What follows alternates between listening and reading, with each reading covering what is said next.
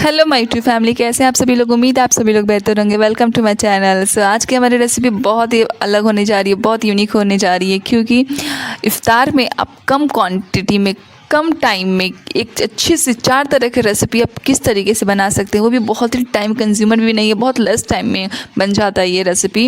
एक ही हमने डो तैयार करना है और एक ही हमने मिक्सचर तैयार करना है, उसके बाद हमने उसमें 4 तरह के रेसिपीज़ तैयार कर सकते हैं। जी हाँ, इसमें हम 4 तरह की रेसिपी तैयार कर सकते हैं डो और मिक्सचर में। तो 4 तरह की मेरी रेसिपी होने जा रही है। कीमा गुजिया, कीमा पॉकेट, समोसा फिंगर एंड कीमा पकौड़ा। ये 4 तरह की रेसिपी आप छोटे से क्वांटिटी कीमे में और ये डो से तैयार कर सकते हैं। तो प्लीज़ वीडियो को फुल एंड कीजिएगा, फुल वॉच कीजिएगा, एंड तक वॉच कीजिएगा।